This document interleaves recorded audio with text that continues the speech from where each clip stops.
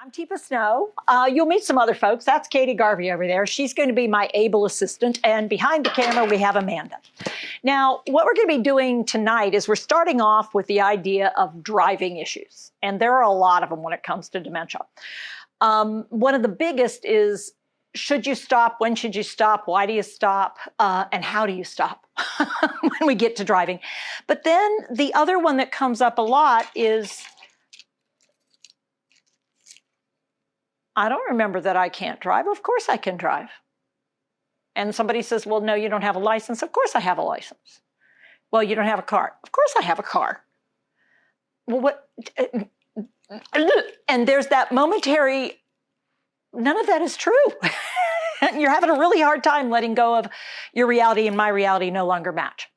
Because my ability to hold on to recent data, the reality that I am no longer able to drive because I've had a couple of accidents recently, because the doctor watched me drive, because I was evaluated and I'm no longer safe to drive, because I'm far enough along in my dementia, I can't even remember where I live and how to get there. So any of those things, or there's something else going on in my life. I have diabetes and it's affected my vision. I have Parkinson's and it's affected my mobility. But for whatever reason, my brain says I'm fine. And what did I find? The key. I found the key. And so the key is the thing that triggered my memory about driving. And if I can't find my license, I just misplaced it or something, but I still know how to drive. And in fact, I know some of the mechanics of driving. And that's the tricky part, because I can, in fact, sometimes get in the car, put the key in the ignition, start the car, put the car in gear. But then I put it in forward and it needed to go in reverse. I put it in reverse and it needed to go in forward. Or I do great and then I get out to the road. I have no idea where I am at. So I have no idea where to go. Or I get on the road. And what I miss is, because of my change in visual field, I totally miss the stoplight. And I cruise right through it. Or I'm sitting there and sitting there and sitting there and sitting there. People like, oh my God, go, beep, beep, beep, beep, beep, beep, beep, go. But I'm scared to go because I see the oncoming traffic. And what I'm missing is the turn arrow. It's like, miss that. Because I was looking for green light, red light, and I just don't know what to do.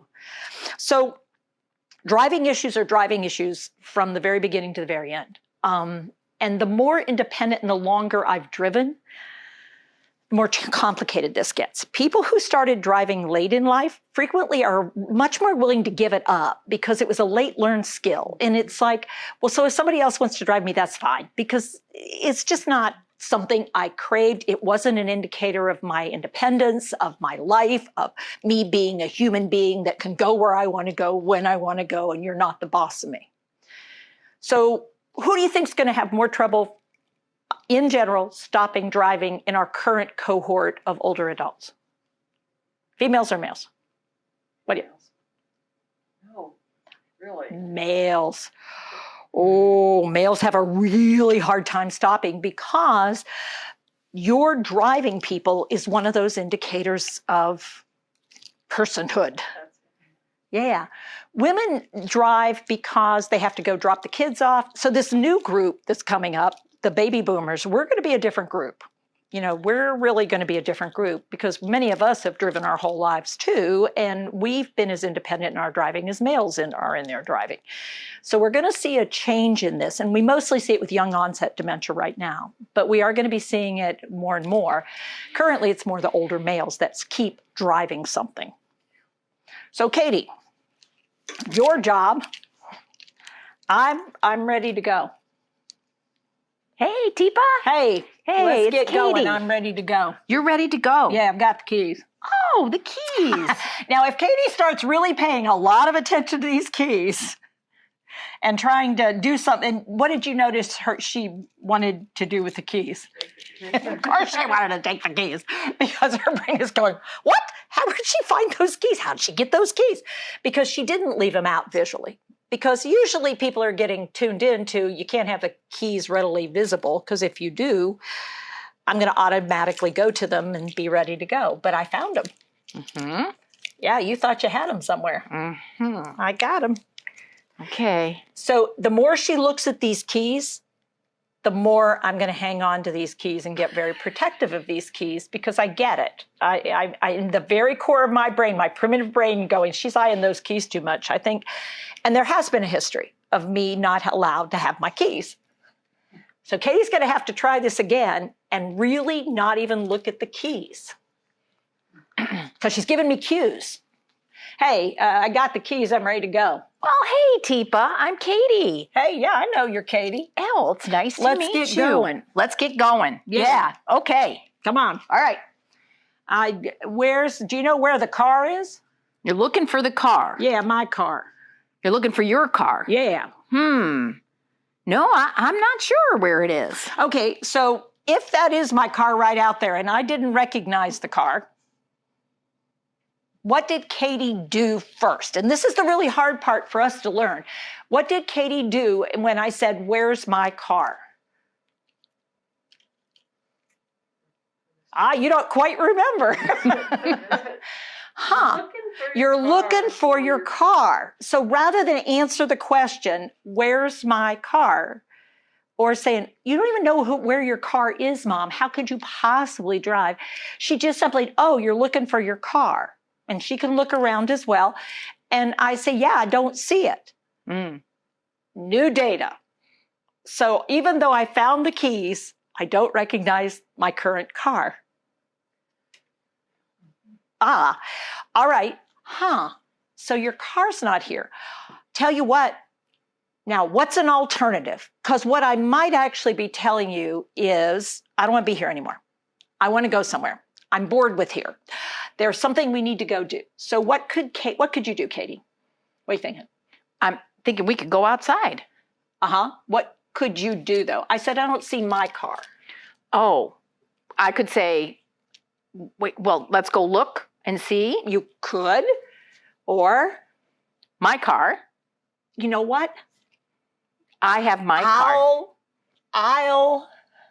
I'll take you. I'll drive. I'll drive. Okay. Tell you what, I have my car here. I'll drive. I have my car here. I'll drive. Because it's a direct response to I can't find my car. I got my keys, but I can't find my car. And it's not here. Oh, you've got your car. You can drive. Oh, okay. Well, where are we going? Now, what data does that give us? Did I have a plan for other than, so what happened when I saw these keys? I can drive. It triggered an old memory of I can drive. All it is just a thing to do. It's something to do that's different. And so Katie's saying, I can drive. It's like, oh, okay. Where are we going? So it's a clear indication that I'm bored. I don't know what to do with myself. And so this was freedom. This was going somewhere, doing something. And in that case, I didn't recognize my car. Katie doesn't need to do anything other than say, well, I'll drive. And when I say, well, where are we going? She'll say, we're going to go have some fun. Oh, well, I thought I was supposed to go to work. Oh, you're thinking you need to go to work. Okay, so now what does that tell you? So it's like decoding messages. And it really is figuring out, what am I telling you, even though I don't have all the words to tell you all this stuff? You used to work and you're used to working. I'm used to working. I didn't want to go have fun. I was actually thinking I was going somewhere to do something that had purpose, meaning, value. And so having fun, nope. So plan B. Oh. So this is a process. And that's what folks sometimes get frustrated with, is they want an answer. Well, I'm having a conversation with you, but it's based on false data that I'm getting in and trying to use. And yet there's a core of it that's actually honest data. Like, I want something to do that has a sense of value and purpose, and I don't want to necessarily do it here. Well, Teepa, you know, I could really use your help. You could. Yeah. What do you want help with? Well, I got something I'm working on. Come with me. Give me a hand. Okay. Well, you've got keys in a car? I do. Well, because I have my keys, but I can't find the car. Yeah, well, we can use my car and we can go and get this done, okay? Well, all right. Well, okay. what is it we're going to do again? we're gonna take care of a project I'm working on. Oh, okay. Okay. Now, are we moving along? Is it working? Okay. So that's an example of me finding car keys and us needing to deal with this. But let's talk a little bit more about this thing of not driving. Somebody else. Yeah. Is that the same as somebody who's always wanting to go home? Classically, not exactly. So wanting to go home versus wanting to get the keys. And what I said is I didn't want to go have fun. And when she said something about, could you help me working? I was about that. So what we want to tune into are the words I respond to. If I had the keys and I said, listen, I got to get going, I got to get home. You're needing to go home. Yeah. Okay. Then this represents a way to get from here that isn't home, quote unquote, to a place that I think is home. Even if you are at your Even if I'm at my house. But what I'm telling you is I don't recognize this as the place I should be. So this isn't it. So listen, I got to get home. I've got my car out here, I think. You're needing to get home. Yeah. Are you needing to get home to do something or just to get home? Well, I don't even know how I got here. I don't know who brought me here, if I drove myself or whatever, but there's no need for this. I'm ready to go. You're ready to go. Now, and what I can see right past Katie, which you may or may not be able to see, is a sign. And it's a real bright sign, and it's got EXIT on it. And I may have dementia, but I'm not stupid. And that tells me that that's a way out. So that is that phenomena of, so here's how I go. Because I'm having a lot of problems with orientation to place. I don't know, I'm not recognizing signifiers of location. But I did pick up on one, exit. Or you might find me going out this door. There's another door over here behind you, a clear door. But then when I get out there, there's no way out. And so then I don't want to be there. So this is where people build courtyards, thinking, oh, the courtyard will be fine. She'll get out in the courtyard and that'll fulfill the need. But it's not taking me anywhere. It's just a space to walk around, which in some cases being outside is all I'm looking for. But if that's not what I'm looking for a way out. This is where I get labeled as exit seeking.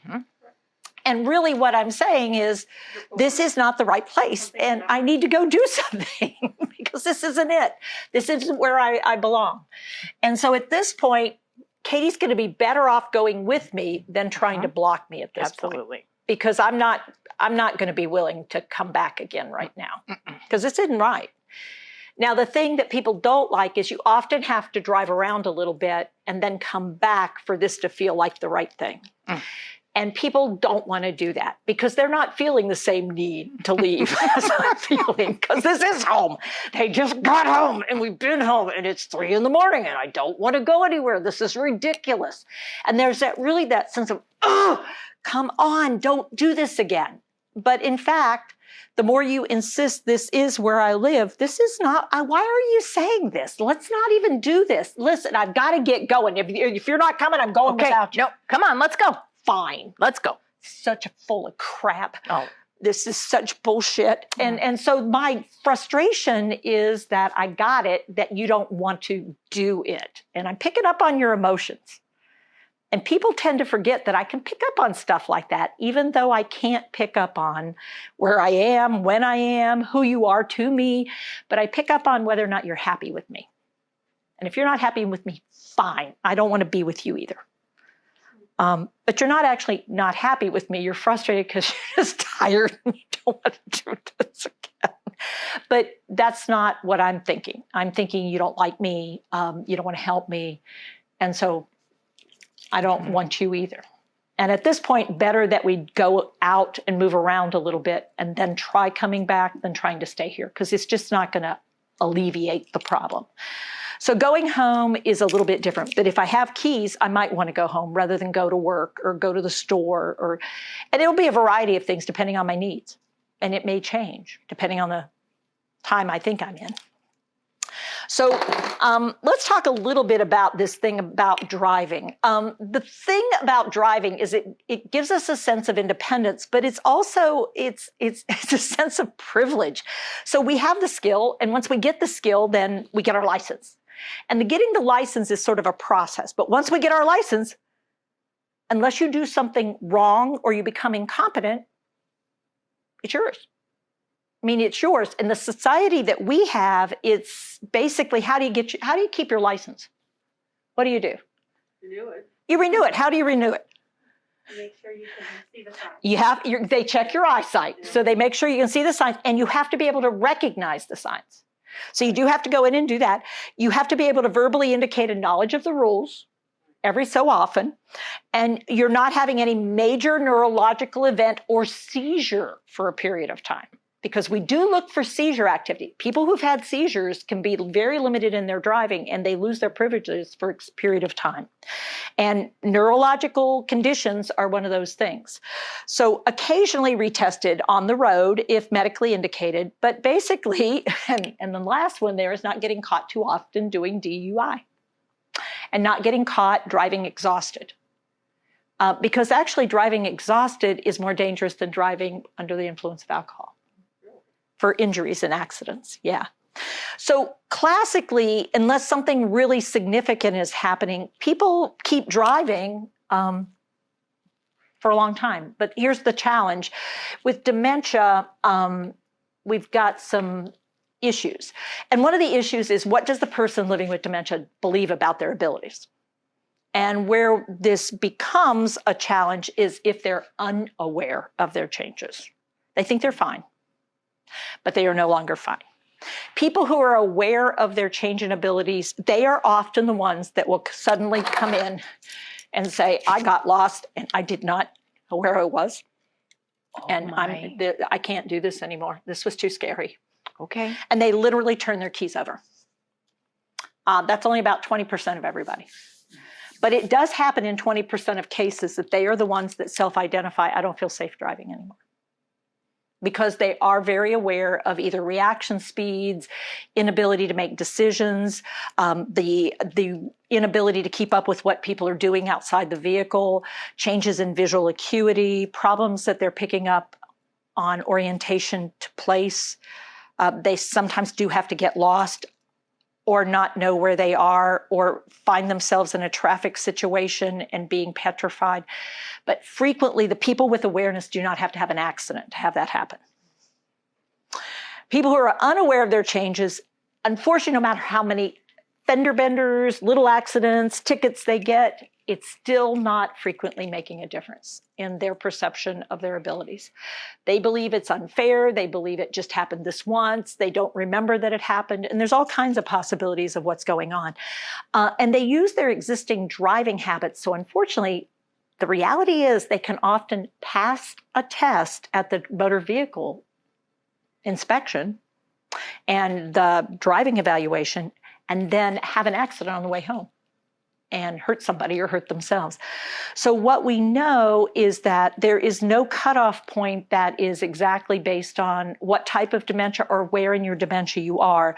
But what we need to keep in mind is when abilities are starting to show changes, whether the person recognizes it or not, it's a public safety hazard.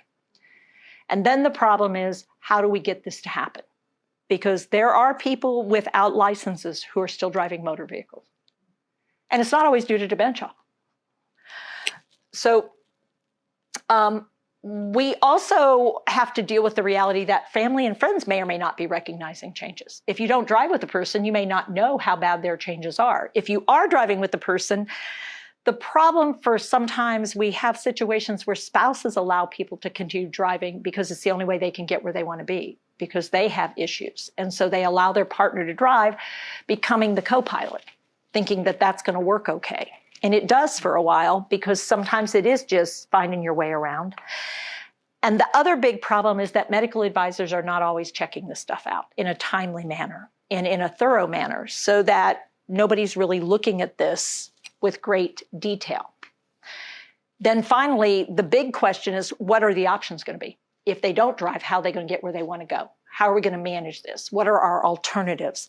And what are the skills that somebody needs to use this new alternative? Because if I'm asking somebody to use Uber, well, then they have to figure out how to use Uber. If they're going to have a family member, how do they let the family member know? And how much is it going to take out of other people's lives to go do this? And how acceptable or unacceptable is it? So here's what we are typically looking for. When somebody it's called the question, should they drive? We're looking for who will be the authority figure. Who's somebody to do this? And it's frequently not a spouse, frequently not a daughter. It can sometimes be a son or a son-in-law, or it can be somebody, just a friend, somebody totally not in the system. But what we're going to need is we're going to need a support with somebody, and we're going to need the authority figure. So we got to figure out whose this is going to be and how this is going to work. So let's talk a little bit about some of the indicators, and we could talk about some of the other features, but it's really not meant to be that kind of talk. What I want to go over very quickly is what are symptoms that should concern you. These are the things that if this is happening, it is definitely time to get something looked at more carefully. Getting lost on familiar routes, a slowed reaction time, which has resulted in what you know and would classify as near misses, increasing errors in turning, changing lanes, backing up, signal light or intersection behaviors, parking, pulling out, or distance. Emotional distress while driving. Anger, frustration are the two most common, but it can also be fear reactions at an excessive level. Multiple fender benders or scrapes, speed not matching the situation, either too slow or too fast. Reliance on a co-pilot for directions and info, warnings or tickets from the police, confusing the brake and the gas pedals. Going the wrong way on the interstate or on a road, drifting over and not realize you're drifting, and it includes slalom, otherwise known as weaving. Not noticing signs, pedestrians, or signals, particularly outside of this range, which means you've lost a lot of peripheral awareness, and running over curbs or bumping into things. So those are sort of the main symptoms. Those are the indicators. It is time. And the question that I usually ask people, would you let your grandchild ride with them? And if the answer is no, then it's like, okay, we're past sort of, this is no longer a discussion. This is an absolute. So, Katie, here you go. You're going to deal with me not driving anymore. Okay, as the care partner. Uh-huh. Okay. Okay, so do I have a support person or am I your? I don't know. Oh, okay, so I'm going to call on a support person. You're going to call a support person. Yes. Okay. You want to see if Dick will be your support person? He's my spouse. Do you think that's a good idea? No, not your spouse. Not my spouse. So my spouse will take over the camera because we know that spouses are typically not the right person because they got to live with them. They got to live with me after the word comes down. So he could be there and listen to this, but he's not going to want to be the authority figure, and he probably may or may not be able to be the support person right then. Okay. Right. So how are we going to set this up? So we are going to set this up. Hey, Teepa. Yeah. Hi. Yeah. Good to see you. Yeah, good to see you. Yeah, So, have a seat. what is this all about? Well, I thought we should have a conversation. Mm-hmm. Mm-hmm. Yeah, Amanda's going to come in too and join us. Yeah, bring a chair. Okay, so body language. For her, Excited. she is closed off. Okay, so we need to really pay attention to body language because people living with dementia give us a lot of information in body language. They may not give us in language right away. But I've already said a whole lot right here. What have I said? Not interested. I think Not something's sure. going on. Mhm. I don't trust you guys. I'm all about closing stuff off. I'm feeling threatened already. Ambush is exactly the right word. Mm-hmm. So if that's the case, then having Amanda, who's my support? You or Amanda? Amanda? Amanda's your support. Okay, yeah. so we're going to put Amanda over here on on this your side, yeah. Yeah. So where we want the support person is over on my side, so that if Katie's talking and I'm here, And I feel like maybe it's time for Katie to back off. I can give Katie a clear indication, but we're still together. so Amanda can be my partner here and can help support me. And I feel like she's over here like my shield a little bit. And you can already tell that I'm already more comfortable with her than I am with Katie right now. Mm-hmm. And I'm going to time out here. Yeah. And who am I in your life that Well, I'm telling you? let's just say probably at this point a medical advisor for me. Because, okay, I mean, I'm great. not sure that I would probably... I'm an OT. Yep. You got So am I. So what's what that I going to meant- buy you? No, I just saying. Yeah, I know, but if I'm an OT and I have dementia, would we go with an OT? And I think I'm fine.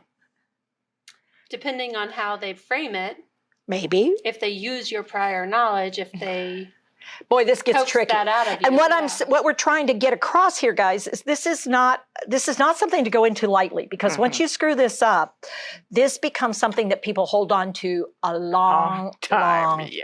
Uh-huh. And they will hold it against somebody for a long time, and it breaks relationships. It literally breaks relationships. They won't trust them. They think they're taking money. They think they're also trying to steal other things from them. They don't care about me anymore. They just want to take over everything. And if I'm early enough in my condition, I can actually change my healthcare power of attorney. I will make changes because I can no longer trust people. And this seems like, but it needs to happen. Absolutely. But how we go about it, we do not put enough thought into this. And so there is a price to be paid. And it's in relationships. And it's unfortunate that people go into this blind. And the doctors often even say, well, you'll just have to tell her to quit driving. It's like, good luck with that. I mean, have you been with her? I mean, that's not fair. And that's what has to stop, is this just isn't fair, because if you're not trained to do this stuff, this is tricky. Yeah. Yeah. Okay. So, Teepa. Yeah. So, you have been a really, really independent, great driver for a really long time.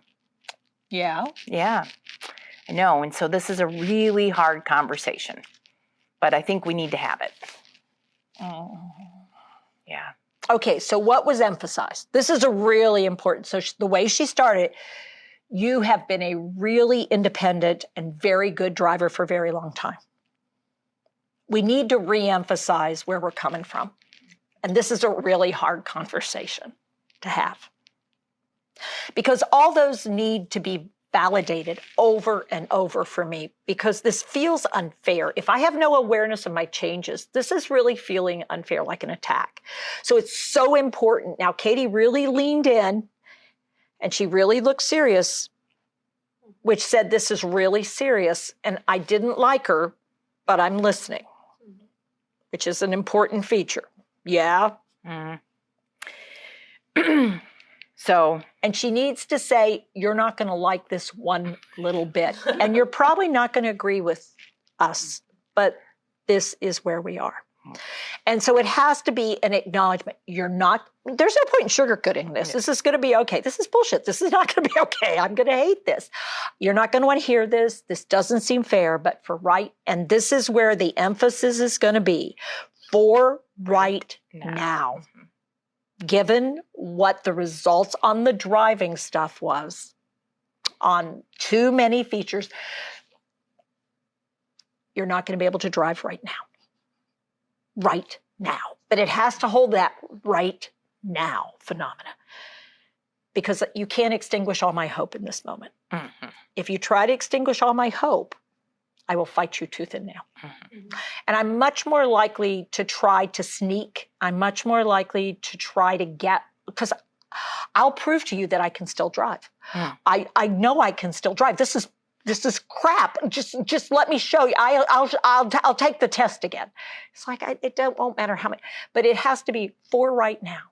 It has to be something different than what we tend to think. There's a bunch of people on TikTok asking, why is that? Is it because they're in denial? Is it because families are in denial? And it's not denial. No. It's actually Your brain It's my is brain not failure. aware that you're having I brain have anosognosia. It's the inability to be aware. It's actually brain dysfunction. It's a part of my brain that used to do better than it's doing, and it can't notice the change.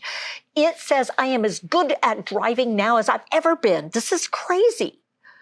I really don't understand it. It feels so unfair, which is why it can only be for right now. And it's like, well, this is absurd. And you can say, it does seem absurd. Mhm. And I hate it for you. But for right now, if we do not do this right now, the possibility is you will lose your license forever if you get caught doing this right now. This sucks. What do you need to say? This sucks. I'm so sorry. Well, you are sorry. This whole situation is sorry. It is really hard. Were you I in hate on it this? for you. No, I'm just hearing it too, and oh God, I hate this one. This is ridiculous. It is. Well, who is mandating all this bullshit? No, I don't know, but it's really frustrating. Well, I don't think this is fair.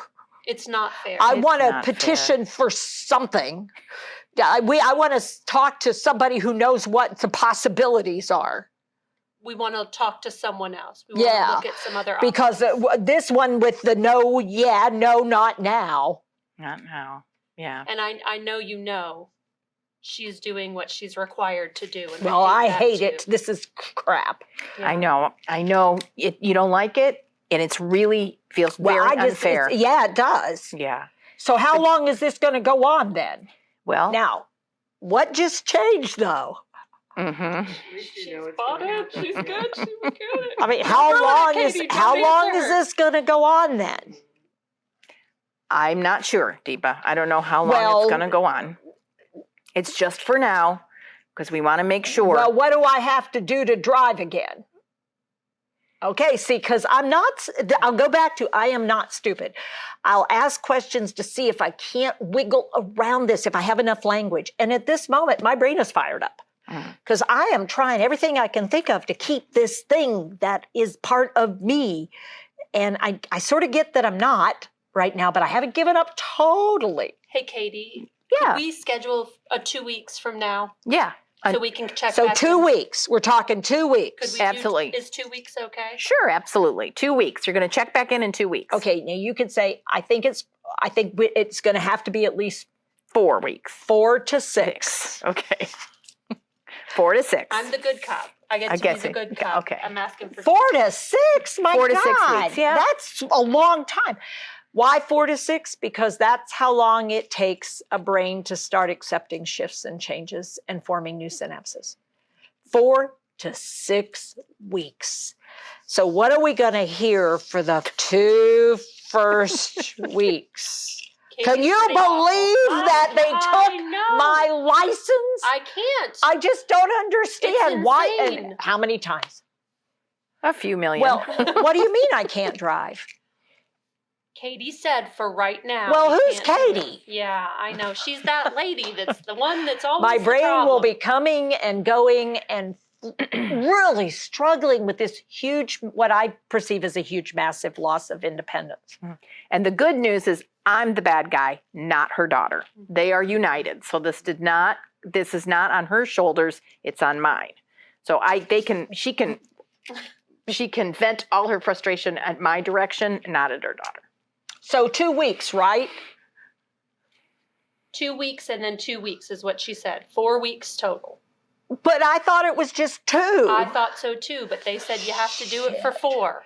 This is crap. I know. Now, if I'm having this much trouble keeping up with time, sounds like we need to get more comfortable with 2 weeks. She says 2 weeks. Well, this is crap. But now it's 6 weeks, and then it's 8 weeks. And then what all of a sudden, and it takes on average, my experience, okay, watch my hands carefully. How many is this?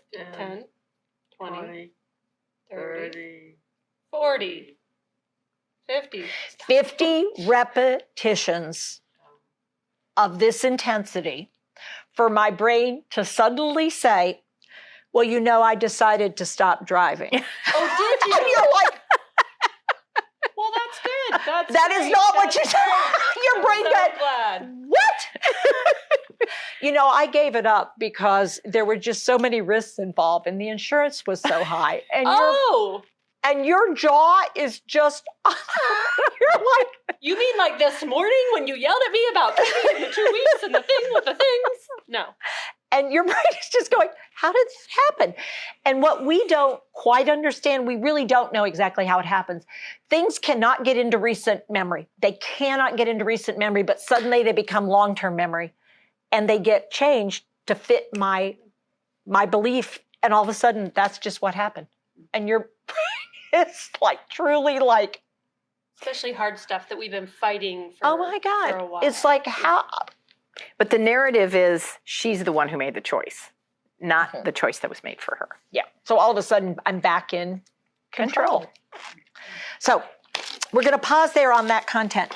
I know we went for a while on that, but that's one where this gets to be a big issue. And that is a big issue out in the world. So I'm curious if anybody either on TikTok or here has a particular question, different question, other than this stuff that we've been talking about. Because we're open to conversations. Well, mine isn't so much a question other than a comment. I dealt with this identical thing today with one of the women I'm working with. Everything you were talking about is exactly what I experienced with her on the same topic about her driving or not driving. And I said, no, you're not going to be. Well, how did that happen? She goes into. Yep. And what are, in the frustration that as a caregiver, I experience it over the top. So it's just really hard when, for me, it's a brand new piece of information and it's like, how can it be a brand new piece of information? And why can it be so devastating? And it's a symptom of a deeper issue for me. And that's what it's hard to remember that is the icing on the cake. It's really my inability to be me and my inability to have my life the way I'd like my life. And I want my life friggin' back. I want my life back. And the driving is just a symbol of me not having my life back and having some other human being part of my life that's like, well, why am I talking to you about this? Just give me the friggin' keys. And it's like, I wish I could. And so that puts a dynamic in, and it's an exhausting dynamic because my energy is pretty high about this and my emotions are really close to the surface because it's like, I don't understand why I can't cook. I don't understand why I can't go to the bathroom on my own. I know how to take a shower. I'm not an idiot, so I don't understand why people think I take a shower when I need to. It's all that same flavor and intensity of a sense that people think I'm stupid. And it has a lot to, typically, people who are smart, independent people are the ones that are struggling the most with these kinds of issues. People who are connecting people, who really like people, oh yeah, sure, you can drive, it's fine, doesn't matter to me. Who drives? Let's just get going. And I'm more of a connector. And so for me, it's about being connected. Well, I don't understand why my daughter's not coming by. I don't understand where everybody is. I don't understand why I can't go out. I don't understand where's John. Those folks are looking for people more than they're looking for skills or tasks or abilities. And so there's a different pattern for those folks. Yeah. What if you don't have a skilled professional who's your bad cop? You're having to be the person. bad cop. Yeah, so if you're having to be the bad cop, you still need to find a good cop. And that's the tricky part. If you've got to take on the role of the bad cop, who's going to be the good cop? Because I still need a partner. Otherwise, it becomes a battle between the two of us. And so there needs to be a third party here. Somebody who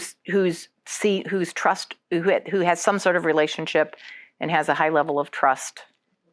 That I can complain about the bad cop to. And it's going to be a lot of complaining. She took my car keys, and I don't even understand why she took my car keys. You're not sure why she took the car keys. So there does need to be a third party, or I don't understand why I can't drive. Then it's you. It's all on you. And it's hard to be good cop, bad cop, because I don't trust you anymore. And if you don't find a second party, this becomes hard and fast. And it's not just about the driving. Now it starts to be about a lot of other things. And it gets to be scary. in many cases. Amanda asked if this was different from always wanting to go home. Yeah. I know you got the keys because you didn't want to be here. Yep. So how is that different from always wanting to go home? Wanting to go home, that idea of wanting to go home is I want to be in a place, and there are some characteristics of it. It's going to be friendly.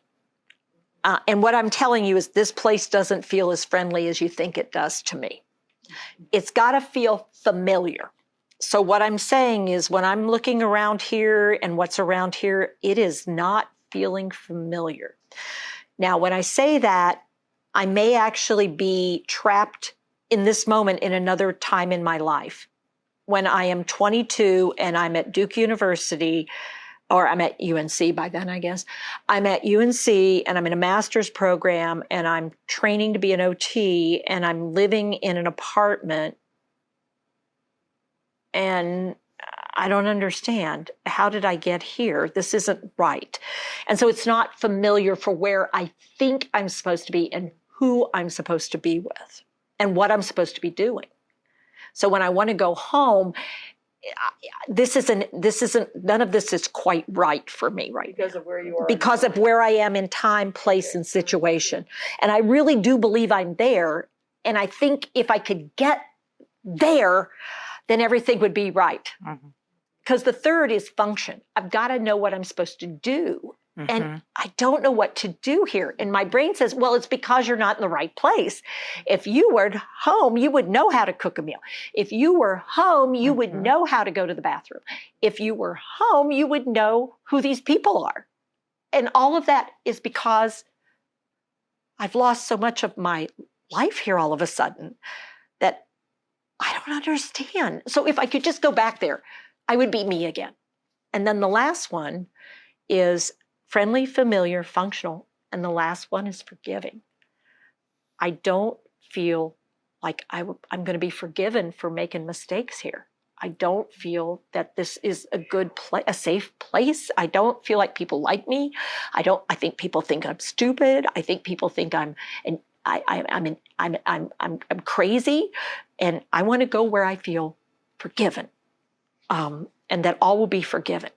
And so that's when you see me really, and even when I come home, if we go and come, I can't seem to quite settle because I thought it was going to fix something. And so that's often all you have to do is go outside, and I'm looking and it's like, well, this isn't my house. Why did you bring me here? And I'm lost in time and place and situation. And the more you try to push what you know to be this is where you live. I am your daughter. This is where you stay. The more distressed I become because it's like, no, what are you, this is ridiculous. Why are you trying to do this to me? All I want to do is go home. Please don't do this.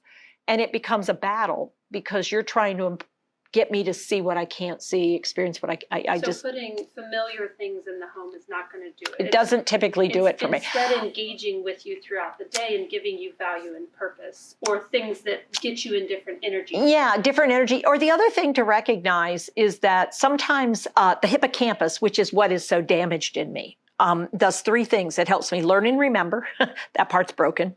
It helps me find my way, and it helps me keep up with time, the passage of time. So if we go out those doors and move around and then come back, we've been to several different places and we do something in those places, then when I come back, all of a sudden this may make more sense, or at least I'll stay here for tonight, but I still need to get home. So we have an example of somebody who she is where is home is really important to establish. So home for her is in Maysville, Kentucky, and that's where she's going back. And she hasn't lived there in ages, but the fact is most every time that she's with us, that's where she's looking to go. So It's also where she's looking to go when she's at home. Exactly. So it's a question of you're looking, and so she's looking for something familiar.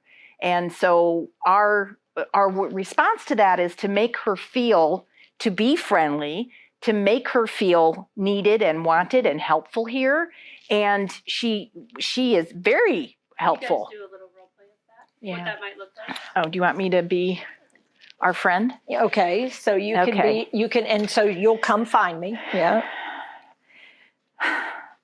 I'm needing to get home. Hey, Katie, you're needing to get home. I want to go home. Yeah. Now you Yeah. got some things to do there, I bet. I am. I'm looking for my husband. Oh, yeah, Yeah. your husband. Yeah. Yes. Now, you guys have been married quite some time.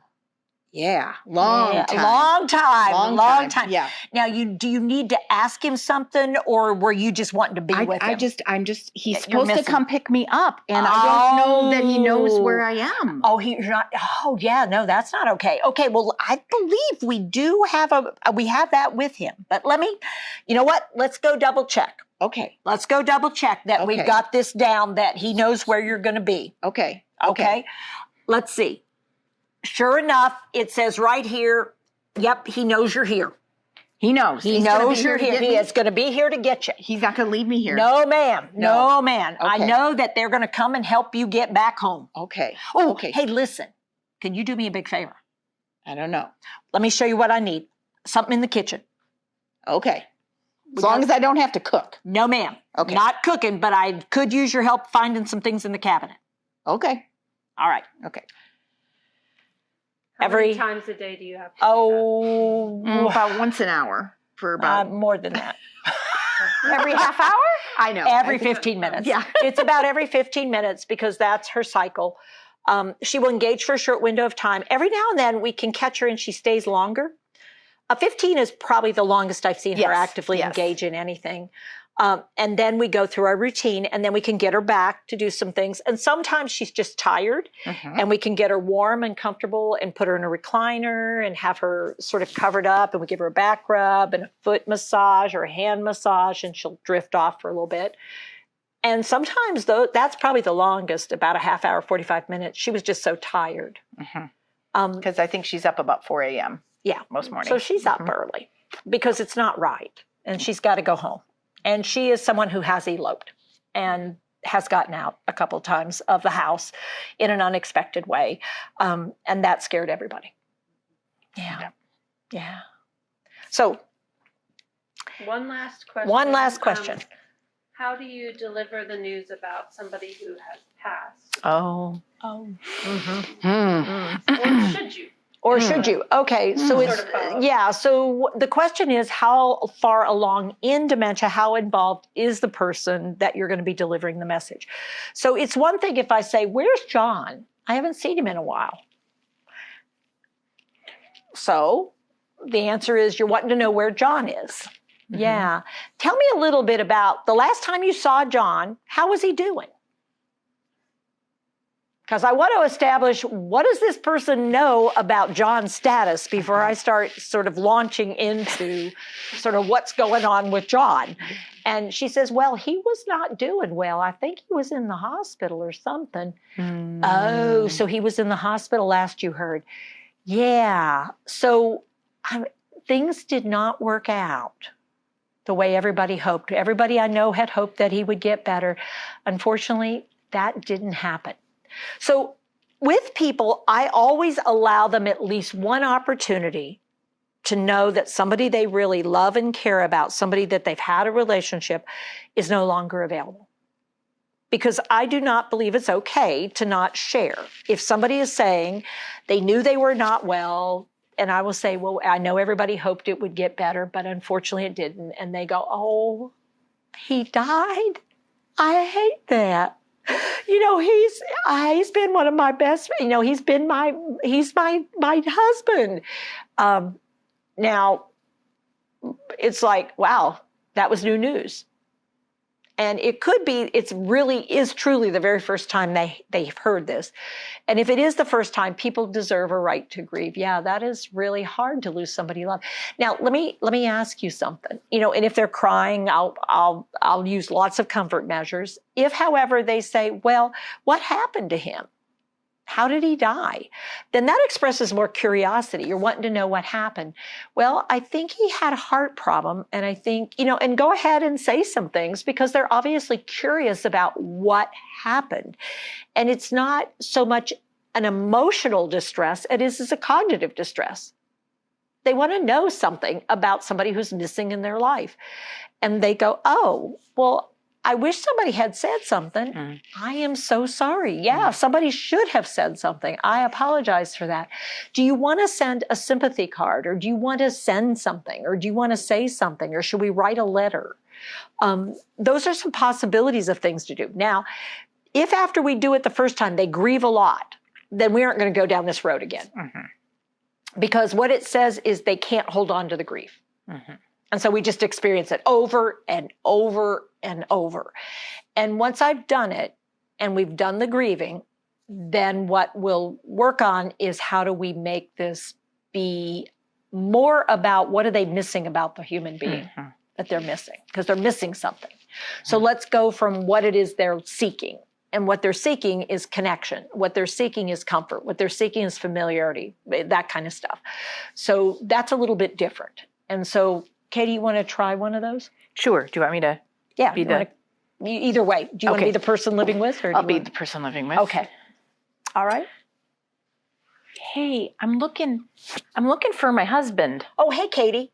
So you're looking for your husband? Yeah, for Steve. Steve, Yeah. Yeah, now did you need to ask him something, or are you just looking to see him? Or Well, I haven't seen him in so long. I miss him. Oh, yeah, you too. Oh, my Yeah. heavens, birds of a feather and all that. Yeah. Now, he really loves fly fishing? He does. Fishing? He does, yeah. Now, you guys have been on vacations together? Can Yeah. you talk about what you're doing with your body? Yes. Because I don't think a lot of people would know that. Yeah, so what I did is when she asked about Steve, and she came and she was seeking me, I immediately came in and did what we call hand under hand. And I do this one because it allows me to really make a brain connection through a hand connection. And then I took my other body and I brought myself in real close, and I'm offering full hand on the other hand, and I'm coming in here really so that we're in connection. I even brought my hip in here. And it feels I feel very supported. Very supportive, because who was she looking for? Steve. And I know that she and Steve are really a tight couple. And so if what she was looking for is a physical presence, I'm not Steve, but I can be really comfortable with her this close. And if she's leaning into me, it means she's getting comfortable with me too. And so as we're doing this, this is sort of a comfortable thing. Now, this may not at all have been what Steve did with her, but it might be what a friend does when your husband's not around. And we're talking about things that, you know, that Steve and she did together. And we got to Steve not just talking about her husband, we're using now a first name. And a first name is a more familiar thing. Yeah, now you and Steve, now let me ask you something. Well, where is he?